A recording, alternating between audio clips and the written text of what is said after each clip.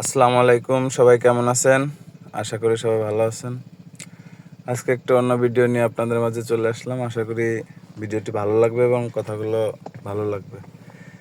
এই যে কৃষিকাজকে সবাই মানে ছোট বলে দেখে এবং কৃষিকাজ যারা করে এগেরে ধিক্কার দেয় যে লেখাপড়া করে কৃষিকাজ করবি, মাঠে কাজ করবি, খামার করবি, এটা করবি, ওটা করবি। এই যে জ্ঞান দেয়া লোকের অভাব নাই। কিন্তু আমি মনে করি নিজের কাজ নিজে করা এর মতো ভালো আর নাই। কৃষিকাজ কৃষকরা যদি কৃষিকাজ করা বন্ধ করে দেয়, বড় লোকরা তো না খেয়ে মরবো, গরিবদেরও সমস্যা হবে। কিন্তু কৃষিকাজ এটা আমি এই যে নিজের কাজ নিজে করি, এটা আমি নিজেকে গর্ববোধ মনে করি।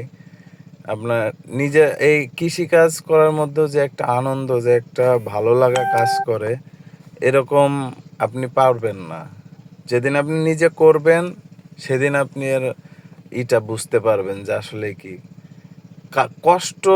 পৃথিবীতে এমন কোনো কাজ নাই যে সেই কাজে কষ্ট নাই, এটা মাথায় রাখবেন।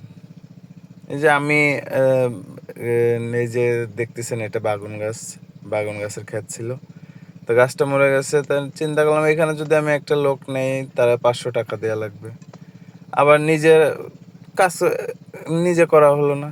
অথচ এই যে এখানে গেছি আমি, 1 ঘন্টা আমার লাগছে, এটা আমি পুরো ক্লিয়ার করছি। এর মধ্যে লাউ গাছ লাগানো ছিল, সব কিছু পরিষ্কার করে ছাগলের জন্য লাউ গাছগুলো নিয়ে আসছি। ছাগল ওরা খাবার হয়ে যাবে এবং আমি এই যে কোদাল দিয়ে এটা উঠাচ্ছি, আমারও একটা এক্সারসাইজ হয়ে যাচ্ছে। তারপরে এই 1 ঘন্টা কাজ করছি, মনে করেন ঘামে পুরা ভিজে গেছি। এটা শরীরের শারীরিক দিক দিয়েও ভালো। মনে আপনি যখন যে কোনো একটা কাজে ব্যস্ত থাকবেন, তখন আপনার অন্য কোনো কাজের দিকে মন যাবে না, আপনার সব কিছুই ভালো লাগবে। আশা করি আমার কথাগুলো বুঝতে পারছেন। যদি আমার কথায় কোনো ভুল ত্রুটি হয়ে থাকে, সবাই ক্ষমা সুন্দর দৃষ্টিতে দেখবেন। আর সবসময় চেষ্টা করবেন নিজের কাজ নিজে করার। তাহলে মনও ভালো থাকবে, শরীরও ভালো থাকবে। সবাই আমার জন্য দোয়া করবেন। সবাই ভালো থাকবেন। আল্লাহ হাফেজ।